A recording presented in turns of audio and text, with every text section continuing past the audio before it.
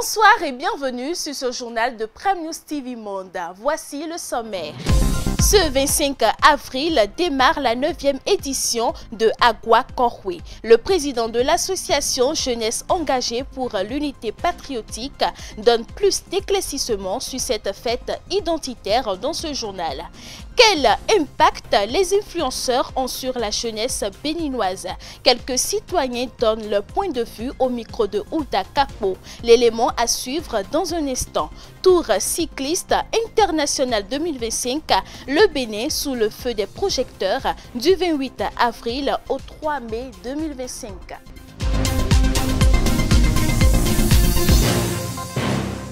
Le Conseil des ministres s'est réuni ce mercredi 23 avril 2025 au Palais de la Marina sous la roulette du président Patrice Talon. Plusieurs décisions ont été prises, entre autres des mesures de soutien de l'État aux producteurs pour les prix de cession des engrais au titre de la campagne agricole 2025.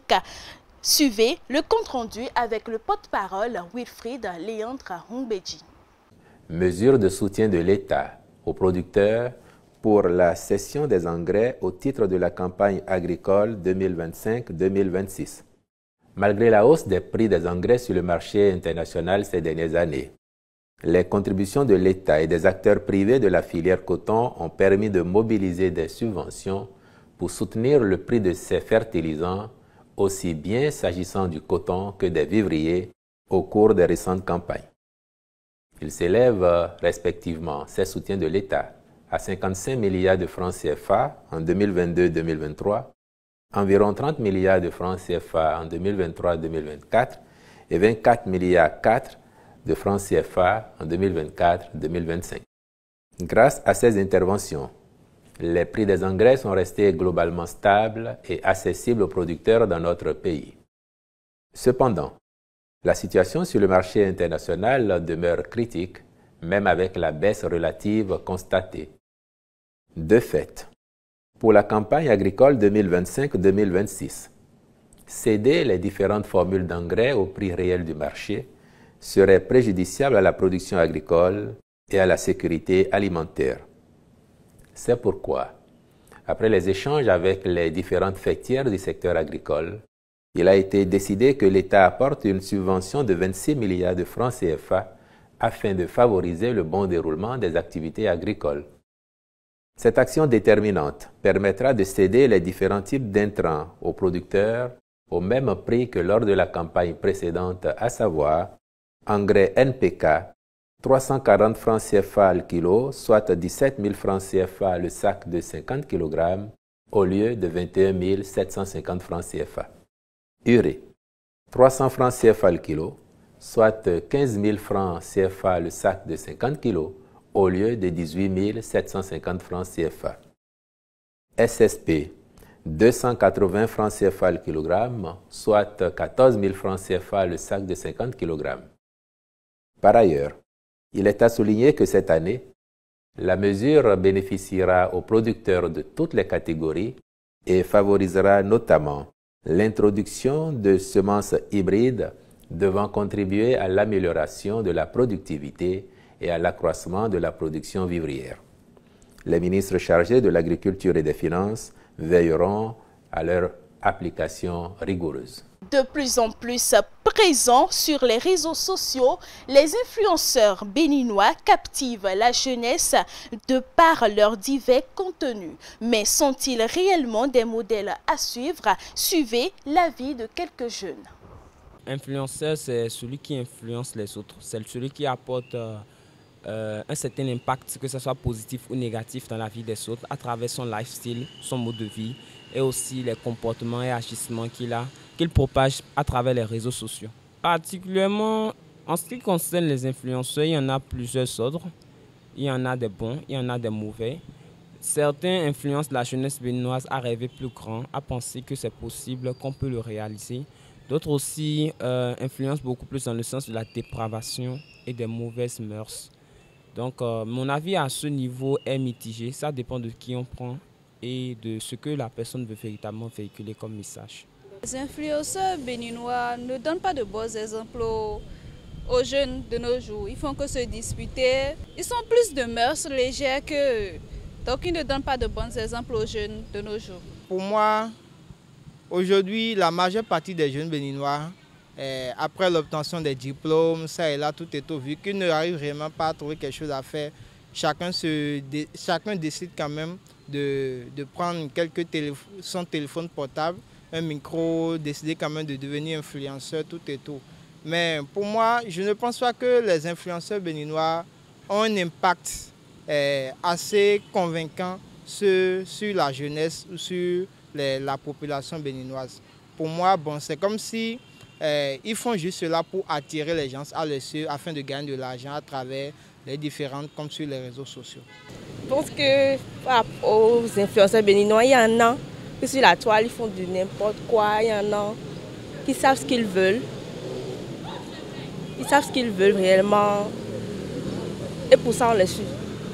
De l'influence, c'est la capacité à convaincre quelqu'un afin d'atteindre un but plus grand. Concernant les influenceurs béninois, la valeur que ces derniers apportent, tout d'abord, moi je peux dire que, en un premier temps, j'aime un peu ce qu'ils font.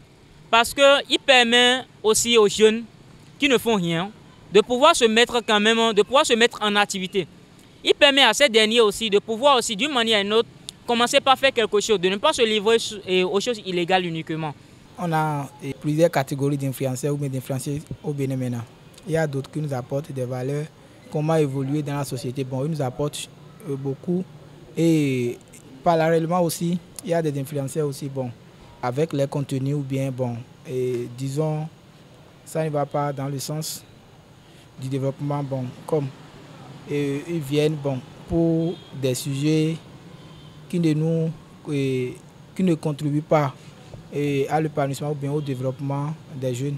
L'influenceur, c'est celui qui pose des actions à travers des réseaux sociaux pour impacter, influencer ou changer par exemple le mode de vie de ceux qui le suivent à travers les réseaux sociaux. Pour les influenceurs, je vais dire que c'est mitigé parce qu'il y a des influenceurs qui supportent ou proposent, bien valorisent leur culture. Il y a aussi des influenceurs qui sont dans nos pays et qui valorisent la culture occidentale. Il y a aussi des influenceurs, par exemple des pasteurs sur les réseaux sociaux qui proposent la parole de Dieu, qui influencent les personnes positivement. Il y a des influenceurs qui influencent négativement. Donc je suis mitigé par rapport à ce sujet. Je ne peux pas dire vraiment que les influenceurs influencent de façon positive ou négative. Le Bloc républicain, à travers l'Organisation des femmes républicaines, a célébré en différé le samedi 19 avril 2025 la journée internationale des femmes dans le département du littoral. L'événement qui s'est tenu à Cotonou a connu une mobilisation puissante des femmes républicaines. Reportage. Elles ont fortement répondu à l'appel de leur leader ce samedi 19 avril 2025 pour célébrer en différé la journée internationale des femmes. Il s'agit des Amazones du Bloc républicain venus des 165 quartiers et 13 arrondissements de Cotonou qui regroupent la 15e et 16e circonscription électorale. L'objectif de cette célébration est clair. Commémorer la femme BR, raviver la flamme du militantisme et remobiliser les militantes pour les futurs défis du parti et les victoires électorales à venir. Notre rencontre de ce jour, qui s'inscrit dans le cadre de la commémoration en différé de la Journée internationale de la femme, est pour nous l'occasion de féliciter chacun de nous pour le courage et l'engagement au quotidien dans nos différentes activités. Cette célébration, placée sous le thème « Droit et égalité pour un développement durable, autonomisant les femmes et les filles », a rassemblé des ministres conseillers, des élus locaux et municipaux du Bloc républicain. Le président Patrice Talon a marqué l'histoire du Bénin par des réformes audacieuses, structurantes, mais surtout profondément humaines. Le microcrédit nouvelle génération, je veux nommer le microcrédit à l'AFIA, le projet Bessoké, le projet Swell, le projet Azoni, l'assurance maladie aux extrêmes hauts, des bourses d'études, des kits scolaires et des transferts monétaires en faveur des meilleures filles en série scientifique, la gratuité de l'école pour les filles du primaire au secondaire. C'est un ensemble d'innovations et de décisions nobles qui font de la femme béninoise une actrice de développement à tout point de vue. Nous devons nous engager davantage, accroître notre résilience afin de prendre ce qui nous revient. C'est pour cela que la réforme du système partisan vient à point nommé pour nous permettre de travailler main dans la main pour élargir les bases de notre parti sur toute l'étendue du territoire national. En célébrant la femme, nous ne faisons que reconnaître son rôle essentiel. Nous réaffirmons également notre engagement à promouvoir la femme active dans tous les secteurs de notre vie sociale, économique et politique. Il est de notre devoir d'accompagner ces femmes qui œuvrent chaque jour avec ardeur et détermination, de protéger celles qui sont en voie de le devenir et de prémunir notre société contre toute forme d'injustice à leur égard. Cette vision d'une lucide clairvoyance est celle d'un homme à qui nous adressons ici notre infinie gratitude. Cet homme, le président Patrice Talon, qui a su traduire en actes concrets sa conviction que c'est dans l'autonomisation des femmes que se trouve l'essence même d'une véritable prospérité partagée.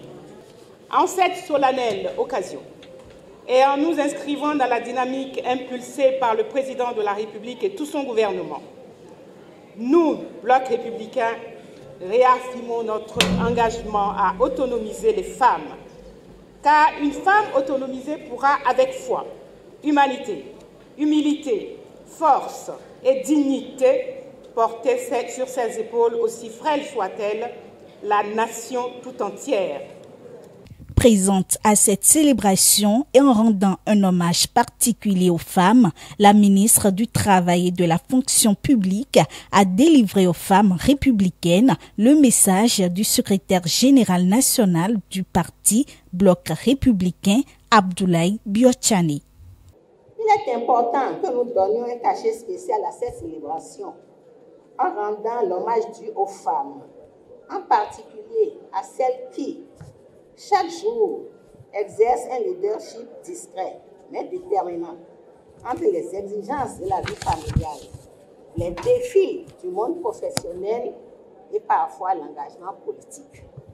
Le président du parti Bloc républicain me charge de vous transmettre tous, leaders, militantes et militants du Bloc républicain, son vœu profond donc de l'entente et de la cohésion entre leaders et militantes du Bloc républicain dans tout notre pays, dans toutes les circonscriptions électorales, dans toutes les communes, un peu partout dans notre pays, gage de notre succès éclatant lors des élections générales de 2026. Il nous demande également une mobilisation générale, le moment venu, pour combler toutes les attentes des instances, des dirigeants du parti et nos propres ambitions de voir plus de femmes BR à l'Assemblée nationale. Prestations artistiques, communication ont été les temps forts ayant marqué cette célébration. Les femmes républicaines de la 15e et 16e circonscription électorale s'engagent dans l'unité à travailler main dans la main pour assurer une victoire écrasante à leur parti. Les fils et filles du village Aguako dans l'arrondissement de Toribosito célèbrent la 9e édition de leur traditionnelle fête de retrouvailles dénommée Aguakorwe du 25 au 27 avril 2025.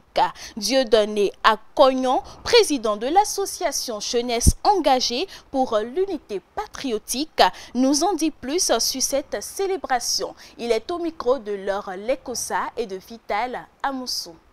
Aguakorwe, c'est la fête identitaire où les filles et fils du village se regroupent en une année. Le comité d'organisation choisit 2 jours pour rester ensemble en fraternité et pour aussi parler du développement qui concerne le village Aguako. Cette année, c'est la 9e édition. Pour la première fois, la 9e édition, on a frappé fort. Et au début, c'était le pain simple. Mais cette fois-ci, comme c'est le village à Aguakor, on plusieurs activités. Il y a la roue, c'est l'agriculture. La roue, et il y a aussi, on fait le noix de palme. Vous voyez la transformation. Donc, on a pris le pain et on a mis, c'est griffé à Aguakor, ce qui n'est jamais fait.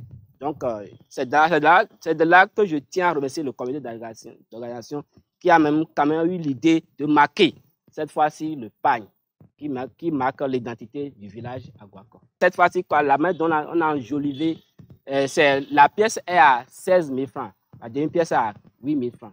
Pour ces 2 jours, très tôt le samedi matin, il y a la caravane où les filles et les fanfaris seront là, et les femmes, et nos sœurs, les jeunes, bravalis seront tous là, nos sages aussi seront là, pour quand même marquer le début de la fête identitaire à Aguakor. Pour aussi parler, traverser aussi la commune, pour aussi parler aux autres villages qui ne sont pas informés. Après la caravane, il y aura vers 13 h, le samedi toujours, il y a un match de gala, les célibataires contre les mariés. Après cela, il y aura un concert géant, et les artistes sont invités, par exemple, Mas Serega, Akoli Choco, les frères Zigzag et plein d'autres artistes. Pour ce qui concerne le dimanche, qui est l'apothéose, c'est ce jour que l'artiste phare qui a été invité, confirmé, c'est Pauline. Comme c'était le milieu tori, nous aimons tellement Masegohun, elle va nous faire danser ce jour-là. Et beaucoup d'artistes vont l'accompagner. Elle viendra faire live. La fête identitaire à Aguakor aura lieu à Aguakor là. Vous venez juste au niveau du CEG à Aguakor, vous allez déjà attendre les cris. Vous rentrez. Bon, quand vous quittez Révier, vous allez, c'est à gauche. Quand vous quittez Paou ou Ouida, vous allez voir ça à votre droite. Ce n'est pas seulement les filles et les fils du village à Aguakor qui communient. Il y a aussi les sympathisants, les amis des amis. Et ceux qui viennent ailleurs, vous pouvez venir assister libre et c'est gratuit. Je tiens à remercier tous les sages du village et surtout le comité d'organisation qui fait un travail d'arrache-pied. À présent, les informations au plan international et c'est avec Olayemi Glele. En Côte d'Ivoire, 2 jours après la décision du tribunal d'ordonner la radiation de Tidjane Thiam de la liste électorale, son parti peine à mobiliser ses militants pour exiger la réintégration de son candidat à la présidentielle d'octobre. Au Sénégal, le Conseil constitutionnel a débouté ce 24 avril une loi interprétative présentée par des députés du camp du président qui voulaient modifier la loi d'amnistie votée par l'ex-président Macky Sall à la fin de son mandat. Cette loi annulait les poursuites pour tous les crimes et délits commis entre février 2021 et février 2024 au cours des manifestations de l'opposition. La défense civile palestinienne a annoncé ce vendredi 25 avril que 11 corps supplémentaires avaient été retrouvés dans une maison touchée la veille par une frappe israélienne à Jabalia, dans le nord de la bande de Gaza, portant ainsi le bilan de ce bombardement de 23 morts. En France, une lycéenne a été tuée et 3 autres ont été blessés à coups de couteau ce jeudi 24 avril 2025 dans le collège-lycée privé Notre-Dame de Tourte, Aide à Nantes. Un élève présumé auteur a été interpellé, informe l'AFP. Il est mis en examen après un test psychiatrique. En Turquie, déjà 4 fois jugée pour terrorisme et 4 fois acquittée, la sociologue franco-turque Pınar Selek devait être une nouvelle fois jugée ce vendredi 25 avril à Istanbul. Visée par un mandat d'arrêt international, la chercheuse vit en France où elle enseigne la sociologie et les sciences politiques à l'université Côte d'Azur à Nice. Pina Selek et ses nombreux soutiens dénoncent un acharnement judiciaire qui dure depuis plus d'un quart de siècle. Le tribunal pénal d'Istanbul a renvoyé pour la 5e fois consécutive le procès dès son ouverture ce vendredi. Pour les informations sportives, suivons Judicaël Davon. La 20e édition du Tour cycliste international du Bénin se tiendra du 28 avril au 3 mai 2025. 6 étapes majeures, 9 départements à parcourir, 80 professionnels de la petite reine venus de 30 pays pour 3 grands prix en une semaine. Telles sont les grandes innovations attendues pour cette 20e édition du sport de vélo. L'annonce a été faite ce mercredi 23 avril à Cotonou par le président de la Fédération béninoise de cyclisme FBC lors d'une conférence de presse en présence des partenaires et des professionnels des médias. Tout est fin prêt pour la réussite de cette édition, a rassuré le président du comité d'organisation, Romuald Razoumen. Tour du Bénin 2025, le top départ, c'est pour le lundi 28 avril prochain à Niki. Les compétitions des grands prix, à savoir le Grand Prix de Cotonou, le prix de cyclisme féminin et le prix de l'inclusion réservé pour les personnes à mobilité réduite, se dérouleront le dimanche 4 mai 2025 au cœur de la ville de Cotonou. Défait par la Zambie 2-1 pour le compte de la manche aller, l'équipe nationale U17 a rallié Lomé où elle affûte ses armes pour la manche retour. Depuis leur descente à Lomé, les Béninoises ont tout au long de la semaine renoué avec les réglages techniques nécessaires pour renverser la vapeur dans quelques heures. Détermination et confiance, c'est l'état d'esprit du groupe de Ida Azonso. Les Béninoises croiseront les crampons avec la formation zambienne ce samedi 26 avril 2025 au stade Kégué de Lomé. L'Espagne retiendra son souffle ce samedi 26 avril 2025 pendant que le FC Barcelone et le Real Madrid s'affronteront en finale de la Coupe du Roi. Cette rencontre marque le grand retour du Classico dans cette compétition, une première depuis 2024 où les deux équipes se sont rencontrées encore une fois en finale. Le Real Madrid voit cette rencontre comme une opportunité de redorer son blason après la désillusion en Ligue des Champions. Face à un FC Barcelone en grande forme et déjà vainqueur du Real Madrid à 2 reprises cette saison, les merengues devront puiser dans leurs ressources pour espérer soulever le trophée. FC Barcelone contre Real Madrid, le coup d'envoi c'est demain à partir de 21h GMT+1 au stade olympique de la Cartuja de la ville de Séville. Ainsi s'achève ce journal. Merci de m'avoir suivi. À la prochaine pour une nouvelle édition.